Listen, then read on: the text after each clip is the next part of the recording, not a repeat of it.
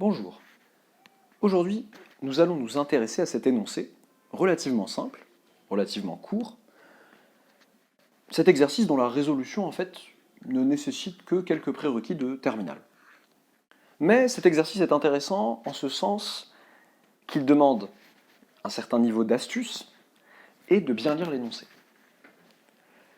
On nous demande, étant donné de suite un et vn à valeur dans 0,1, telle que la limite quand n tend vers plus l'infini de un fois vn soit égale à 1, eh bien on nous demande de montrer que la limite de chacune de ces suites, la limite de un et la limite de vn, sont égales à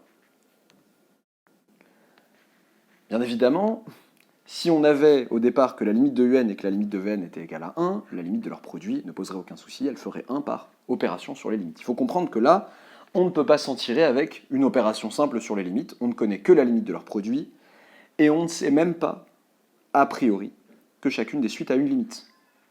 On ne peut pas dire, posons L égale limite de un, L' égale limite de Vn, et commencer à réfléchir comme ça. Qu'est-ce qu'on peut bien faire? Eh bien, commencer par bien traduire l'énoncé, c'est-à-dire, eh bien, commencer par tirer profit au maximum de l'énoncé. On nous dit que ce sont deux suites à valeur dans 0,1.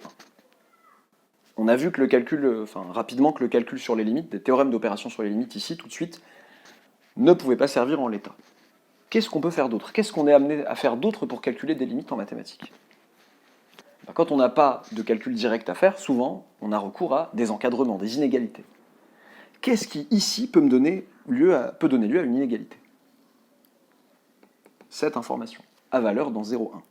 C'est anodin, mais cela veut dire que, pour tout n appartenant à grand N, nous avons que un est compris entre 0 et 1, et que Vn est compris entre 0 et 1. Là, je n'ai fait que traduire à valeur dans 0,1. Comment me servir de cela? Nous savons que un-Vn tend vers 1 quand n tend vers plus l'infini. Ça, nous le savons sur un-Vn. Comment faire apparaître un-Vn?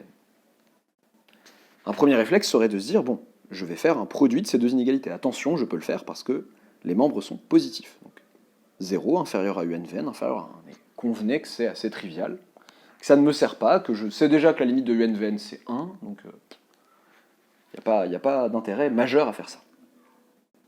Ce qu'on peut faire de plus intelligent, au lieu de se dire je multiplie les deux encadrements entre eux, c'est d'en prendre un.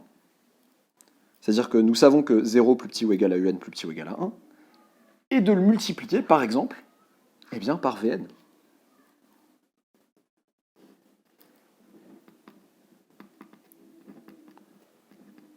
Pour tout entier naturel, qu'est-ce que cela nous donne? Si je multiplie tout par Vn, 0 plus petit ou égal à un-Vn, plus petit ou égal à Vn. Car, et c'est important de le préciser, Vn est positif.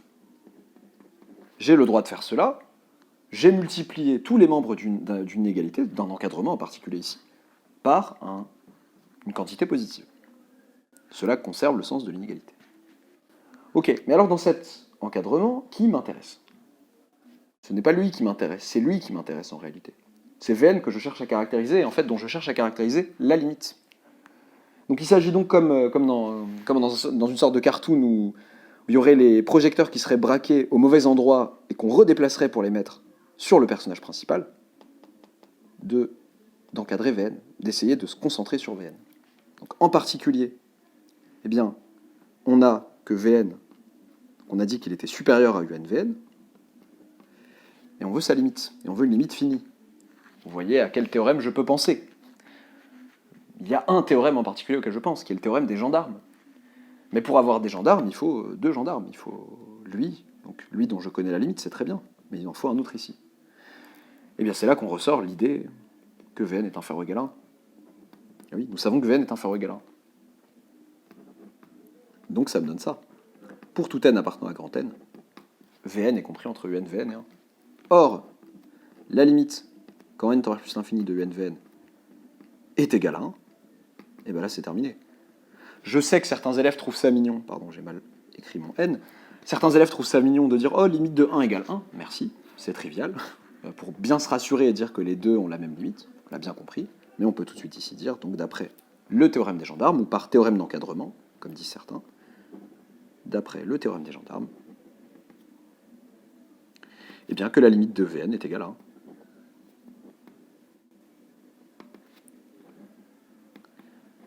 Et maintenant pour Un, même idée.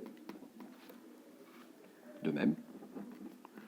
Là, en fonction de mon... Si c'est dans un contrôle, par exemple, en fonction de l'endroit où je suis, en fonction de...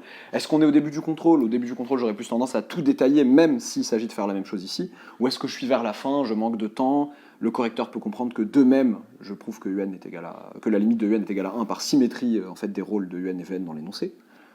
Tenez, on va écrire ça. On ne peut écrire que par symétrie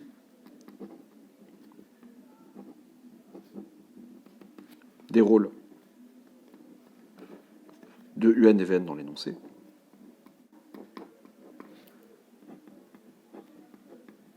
Eh bien, la limite, quand n tend vers plus l'infini de UN est égal. Il faut faire très attention avec ce genre d'argument. Il faut vraiment s'assurer que les rôles de ces suites-là, en l'occurrence, sont vraiment symétriques. Les élèves ont tendance à, comment dire, à user du de même de manière un peu trop libérale, on va dire. Non, là, c'est vraiment le cas. Je remplace UN par Vn et Vn par UN, ça ne change rien à l'énoncé, ça me permet de conclure avec la limite de UN. Et si je voulais tout refaire, bah, c'était très simple, c'était de partir cette fois-ci de cet encadrement-là, de le multiplier par UN, d'avoir donc UNVN inférieur à UN inférieur à 1, et de dire la même chose. Et de conclure, grâce au théorème des gendarmes, que la limite de UN est aussi égale à 1. Bien lire l'énoncé et bien savoir traduire l'énoncé, même si c'est anodin, à valeur dans 0,1, bon bah ok, mais c'est le genre de phrases qu'on lit assez vite et auxquelles on ne fait pas super attention et qui sont en fait riches, qui nous permettent d'avoir un encadrement et travailler sur des choses qu'on sait faire, des encadrements, des multiplications d'encadrements par des réels positifs, et ça nous permet d'avancer et d'avoir des inégalités qui nous permettent de conclure. C'est ça qu'il faut se dire, c'est quand je calcule une limite, oui, il y a du calcul direct, mais il y a aussi très souvent des inégalités. Voilà pourquoi les inégalités sont centrales en mathématiques, voilà pourquoi savoir manipuler des inégalités est important dans votre construction mathématique, ça vous permet effectivement, notamment, de faire des calculs de limites de manière détournée, entre guillemets, c'est-à-dire pas de manière directe avec le calcul. A bientôt pour une prochaine vidéo.